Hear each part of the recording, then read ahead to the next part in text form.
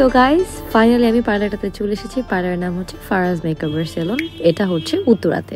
তো পার্লারে ঢোকার পরে ওদের সাথে কথা বলে ওদের স্পেশাল সার্ভিসগুলোর কথা জানলাম এবং আমি চলে যাচ্ছি ওদের স্পেশাল সার্ভিসগুলো নিতে।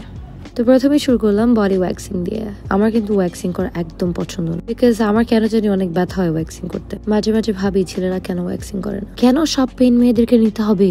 যাই হোক, ভালোই লাগছিল ওয়্যাক্সিং করার পর। এবার আমরা পেডিকিউর ম্যানিকিউর স্টার্ট করেছি।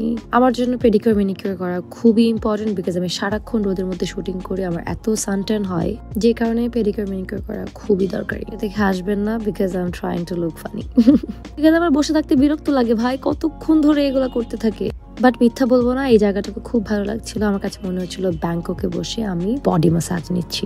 ইট was so relaxing. Guys look at my skin. Pedicure ম্যানিকিউরটা ভালো ছিল, আই সোয়ার। তারপরে আমরা শুরু করলাম ফারাজ সিগনেচার হেয়ার স্পা। যেহেতু আমি শুটিং করি, সো আমার বিভিন্ন সময় চুল কার্ল করতে হয়, চুলে বিভিন্ন প্রোডাক্ট ইউজ করতে হয়, চুল একদমই বাজে হয়ে যায়। সারাদিন রোদে থাকি, রোদের কারণে অনেক হেয়ার ড্যামেজ হয়। ভালোই লাগছিল ওদের হেয়ার স্পাটা নিতে।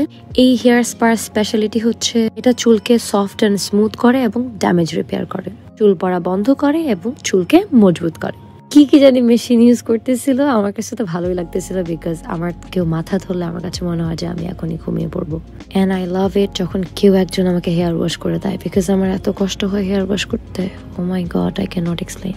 যাই হোক, ফাইনালি আমরা এখন আউটকামে আসি। হেয়ার ড্রাই হচ্ছে, কি জানি লাল লাইট ইউজ করতেছে, আমি এটার মানেটা জানি না, আর ভালো কিছুই হবে। So here is the final result guys. আমার কাছে তো খুব ভালো লেগেছে, আপনাদের কাছে কেমন লেগেছে অবশ্যই আমাকে জানাবেন। পর আমরা শুরু করলাম ফারাজ স্পেশাল ব্রাইটেনিং ফেশিয়াল। এমনিতেও আমি ট্যান, তার উপরে আবার কয়েকদিন আগে ব্যাংককে ছিলাম 15 দিনের জন্য, তখন অনেক সানট্যান হয়েছে। আসার পরে I badly needed this facial. এই ফেশিয়ালটা করার পর আমার স্কিনটা কিন্তু সত্যি গ্লো করেছে, আপনারা দেখলেই বুঝতে পারবেন। এই ফেশিয়ালটা কিন্তু আনইভেন টোন রিমুভ করে এবং চেহারাটাতে একটা অন্যরকম গ্লো দেয়। ভালোই লাগছিল আমার। I was feeling like sleeping. আমি কিন্তু আসলে মেয়ে হিসেবে খুবই অধৈর্য, যে কারণে আমার পার্লারে খুবই কম যাওয়া হয়, কিন্তু ফারাজ মেকওভারে এসে আজকে আমার কিন্তু খুবই ভালো লাগে, বিকজ ওনাদের এমপ্লয় গুলো এত পেশেন্স নিয়ে আমাকে ফেশিয়াল করেছে। I respect. আপু ঘাড় ব্যথা হয়ে গেছে। আমি ওদেরকে এত বিরক্ত করেছি, না দেখলে বুঝতেন না। এই যে এইটা না এত মজার একটা জিনিস ছিল, ঠান্ডা বরফের মতো। It was so good.